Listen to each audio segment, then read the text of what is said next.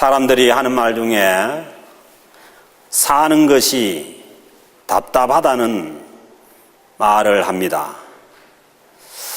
왜 답답합니까? 인생은 답이 없기에 답답합니다. 답이 안 보이는 것도 답답하지만은 시험 치는 학생들은 사지선다형에서 답이 2개이면은 정말 답답합니다. 한국에서는 점집이 성행하고 있습니다. 캘거리에도 사이키스트 심령술사가 하는 점집이 있습니다. 한국 TV에 청기누설이라는 프로그램이 있습니다. 왜 많은 사람들이 점집을 찾고 청기누설 같은 혹시 청기가 누설되나 싶어서 그런 프로그램을 시청하는 겁니까? 그것은 인생살이가 답답하기 때문입니다. 답은 아니지만은 미래에 대한 희망적인 얘기를 듣기 원합니다. 사람은 지푸라기 같은 희망이라도 잡아야 삽니다. 때로는 아닌 줄 알면서도 그 희망의 줄을 놓지 못합니다. 심지어는 죽어가면서까지도 나는 살 수 있다는 희망을 붙잡으려고 하는 것이 우리 인생입니다. 오늘 말씀에 보면은 정말 답답한 인생이 있습니다. 38년간을 누워서 생활하는 병자가 본문에 나옵니다. 당시의 평균 수명이 50년이 안 되는데 38년을 병들어 누웠다고 생각하면은 철들고 난 다음부터 계속해서 이 사람은 환자로 산 것입니다. 한두 해도 아니고 38년간을 병자로 있었으니 얼마나 삶이 힘들었겠습니까? 그런데 이 사람의 대단한 점은 그 긴 세월을 치료할 수 있다는 희망을 포기하지 않고 기다린 것입니다. 3절 말씀에 보면은 그 안에 많은 병자, 맹인, 다리 저는 사람, 혈기 마른 사람들이 누워 물의 움직임을 기다리더니 5절 말씀에 거기 38해 된 병자가 있더라. 그 베데스다 연못의 물이 가끔 움직일 때에 그 순간에 가장 먼저 그 연못에 들어가는 사람이 낫는다는 그런 소문이 각종 병자들에게 퍼져서 거기에 많은 병자들이 연못가에 나와서 기다리고 있었습니다. 이것은 제 생각인데 이 연못에 아마 온천수가 나온 것 같습니다. 가끔씩 온천수가 솟아날 때에 물이 움직이잖아요. 이 땅속에서 그 더운 물이 올라오면 물이 막 그 움직이는 것처럼 보이잖아요. 온천수니까 거기에 들어가면은 피부병, 신경통, 관절염 같은 그런 병들이 실제로 나았던 것 같습니다. 요즘도 온천에 가서 몸을 담그고 나면은 피부병이나 관절염 같은 병이 낫는 것처럼 아마 베데스다 연못도 그랬던 것 같습니다. 피부병이나 신경통 환자는 다리가 성하니까 온천수가 나온 순간에 빨리 물로 뛰어들 수가 있고 그래서 병이 나았습니다.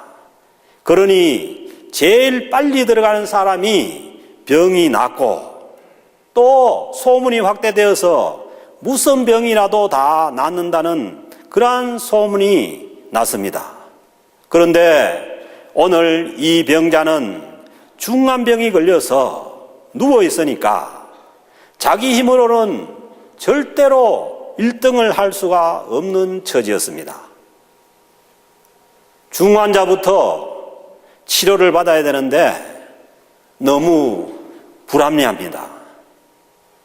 물이 움직인다는 얘기를 듣고 가려고 일어서려고 하면은 벌써 다리가 성한 사람들이 먼저 뛰어가 버립니다.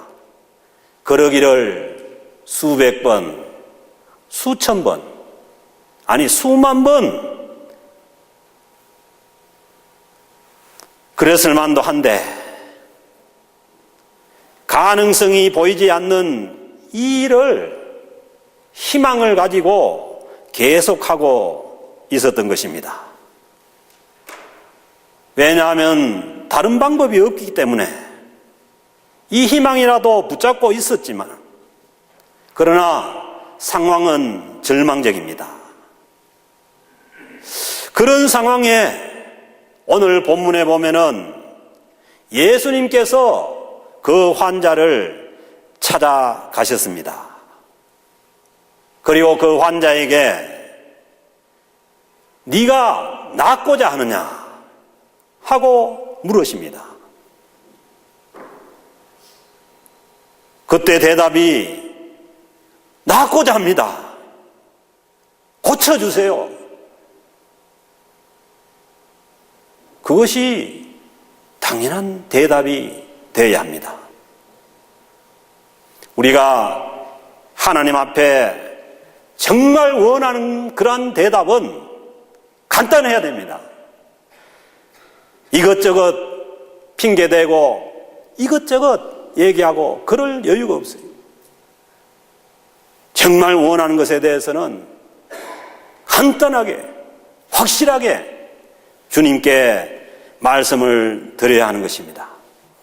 그런데 7절 말씀 보면은 병자가 대답하되 이 병자가 대답하기를 주여 물이 움직일 때에 나를 못에 넣어줄 사람이 없어서 내가 가려고 하면은 다른 사람이 먼저 내려갑니다.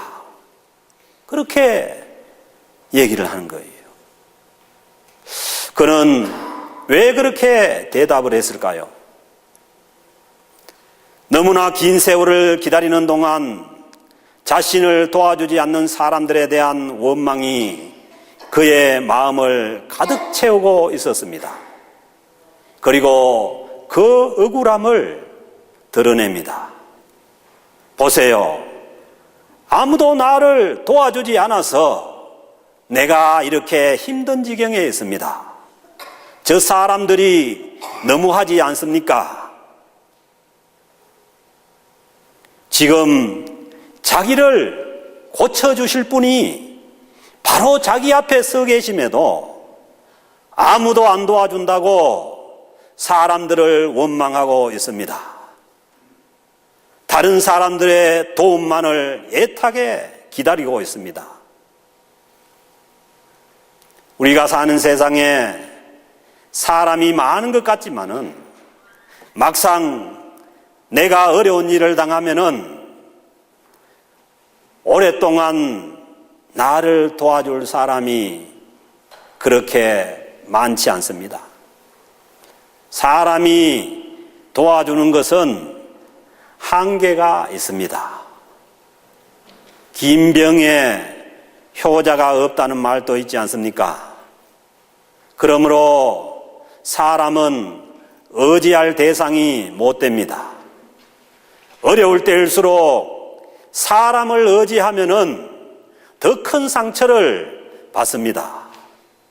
이 병자도 사람에게 기대를 하다 보니 수많은 상처를 받았습니다. 오직 이 사람의 희망은 그 연못에 1등으로 뛰어들어가는 것이었습니다.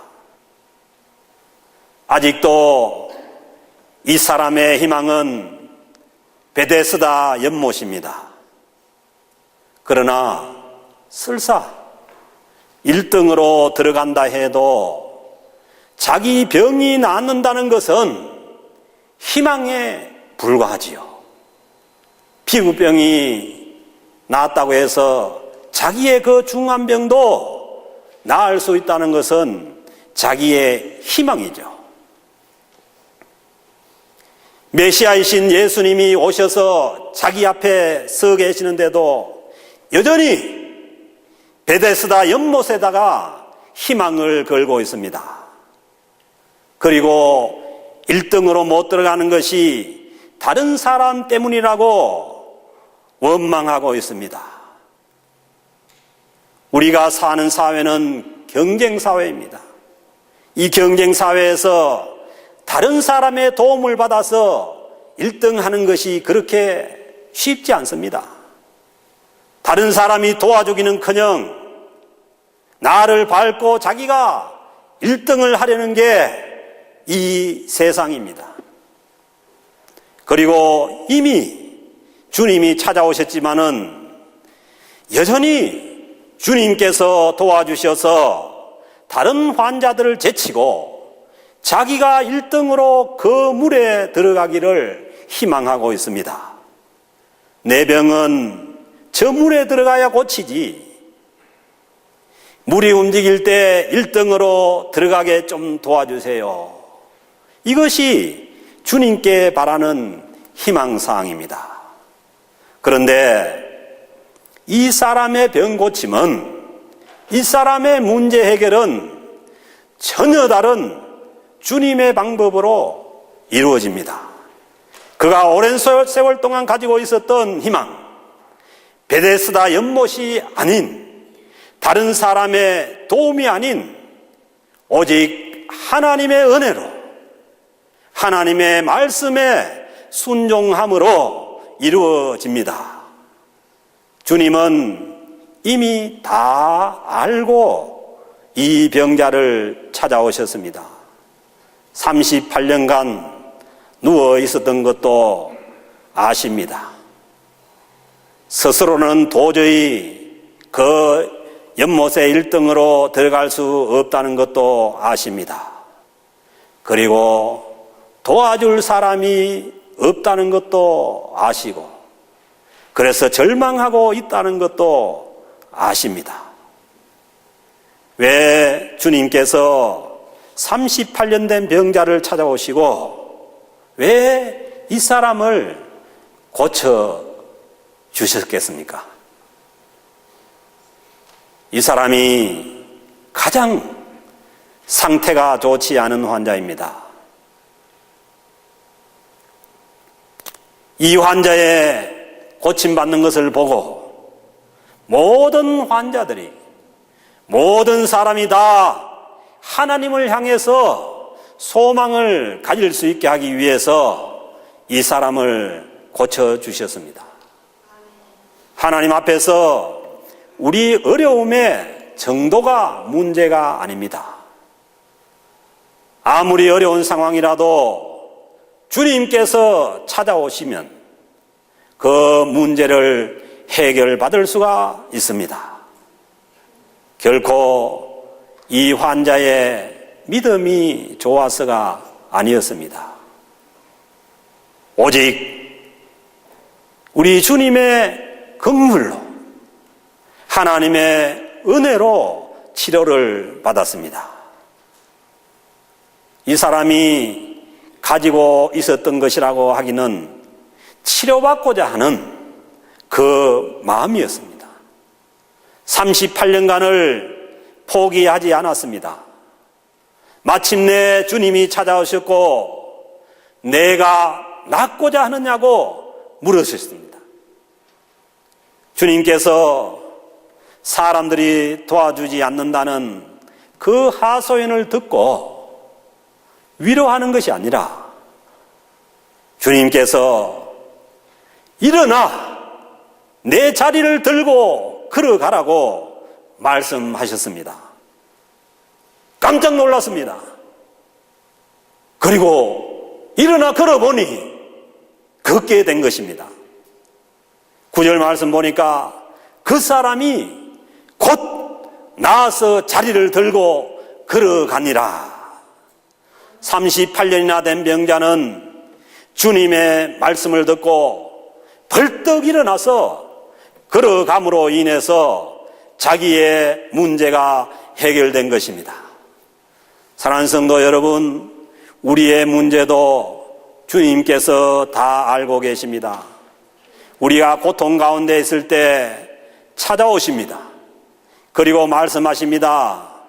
이 말씀에 순종하면 모든 문제가 해결됩니다. 그리고 문제의 과거의 자리를 치워버리고, 오늘 말씀에 보면은 예수께서 이르시되 일어나 내 자리를 들고 가라는 거예요. 과거에 38년간 누워 있었던 그 자리를 들어버리라는 거예요.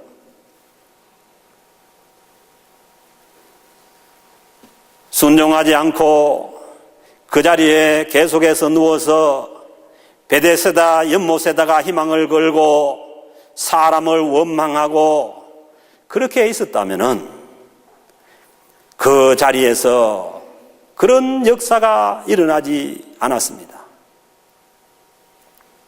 주님의 말씀을 제쳐두고 이 세상을 바라보고 남이 도와주지 않는다고 원망하고 있는 한 베데스다 연못가와 같은 그러한 상황이 계속됩니다. 사랑하는 성도 여러분, 우리의 답답한 인생의 해결책은 결코 세상에 있지 않고 사람의 도움에 있지 않습니다. 세상을 바라보고 사람에게 기대하지 마십시오. 감당하기 힘든 상황을 만날 때에 어떻게 합니까? 먼저 하나님 앞에 무릎을 꿇고 성경을 펴니까? 아니면은 전화기를 붙잡고 누군가의 하소연을 먼저 합니까? 무슨 생각을 합니까? 먼저 하나님이 생각나야 합니다. 하나님의 말씀이 생각나야 합니다. 먼저 사람이 생각납니까? 불신자들처럼 불확실한 베데스다 연못과 같은 거기에다가 희망을 걸고 있지는 않습니까? 혹시나 답이 두 개인 것은 아닙니까? 베데스다 연못과 예수님, 혹은 예수님과 베데스다 연못. 전능하신 하나님을 바라보고 말씀에 순종할 때라야 우리의 문제가 해결됩니다. 어차피 하나님의 백성들은 하나님을 바라보고 하나님을 의지해야 합니다. 하나님의 말씀을 따라서 살아야 합니다. 천기 같은 것은 이미 성경 말씀 안에 다 오픈이 되어 있습니다. 말씀을 읽고 그 말씀에 순종하십시오. 아직도 과거에 매여서 베데스다와 같은 그러한 희미한 것에다가 희망을 걸고 사람을 쳐다보고 사람을 바라보고 있지 말고 겸손하게 하나님의 긍휼을 구합시다. 사람 쳐다보다가 절망하지 말고 말씀에 순종해 봅시다. 오늘 이 38년 된 병자의 인생의 문제 해결은 단순합니다. 주님께서 찾아오셔서 일어나 내 자리를 들고 걸어가라고 그렇게 말씀하셨을 때에 그 사람이 곧 나와서 자리를 들고 걸어가니라. 자리를 들고 걸어가라니까 자리를 들고 걸어갔다는 거죠.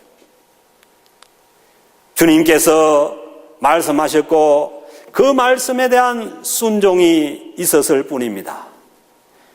주님이 우리를 찾아오시고 주님의 말씀이 우리를 고치십니다. 38년 된 병자처럼 나를 도와줄 사람이 없다고 신세에 한탄하며 세월을 보내지 맙시다. 궁극적으로 나를 도와주실 수 있는 분은 예수님 뿐입니다. 어제 제가 어떤 집사님과 얘기를 나눈 중에 그분이 그런 얘기를 했어요. 이민 생활은 전체가 다 슬럼프일 수가 있다. 그래서 제가 어떻게 그 슬럼프를 극복을 했느냐고 물으니까 자기는 어떻게 하든지 예배를 드리려고 애를 썼다는 거예요. 저 시내 밖에서 멀리서 그로서리를 하면서 들판에 눈이 덮여서 어디가 길인지 어디가 논바닥인지 어디가 땅인지 모를 때도 어떻게 하든지 예배 드리러 나왔다는 거예요. 그것도 수요 예배를. 그렇게 하다 보니까 시간이 지나고 이제는 정말 자기의 삶을, 참 이민 생활을 즐길 정도의 그러한 위치에 어느덧 와 있더라는 것입니다. 그러면서 하는 말씀이 어쨌든 겸손해야 한다. 자기가 인생에 큰 일을 두 번 당했어요. 보통 사람은 겪지 않는 그러한 일을 이민 와서 두 번을 당했어요.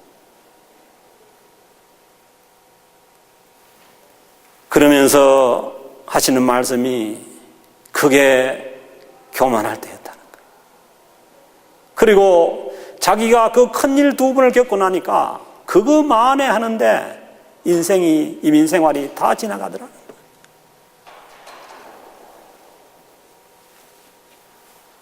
그러면서 먼저 그의 나라와 그의 의를 구하라. 그리하면 이 모든 것을 너희에게 더하시리라. 이 말씀이 자기 인생에 그대로 적용이 되더라는 겁니다. 사랑하는 성도 여러분, 지금이 사순절 기간입니다. 주님께서 우리를 살리기 위해서 이 땅에 오셔서 고난을 받고 십자가에 돌아가셨습니다. 이 사순절 기간에 우리 주님의 고난을 묵상하면서 내 욕심과 내 이기심을 버립시다. 세상을 바라보고 사람을 바라보고 절망하는 그 자리에서 나를 살리기 위해서 십자가에 돌아가신 그 예수님을 바라보시기 바랍니다. 자비하신 우리 하나님의 긍휼이 우리와 함께하고 일어나 걸어가라는 그 주님의 말씀에 순종할 때에 우리에게도 자리를 들고 일어나 걸어가는 그 하나님의 역사가 저와 성도 여러분들에게 있어지기를 주님의 이름으로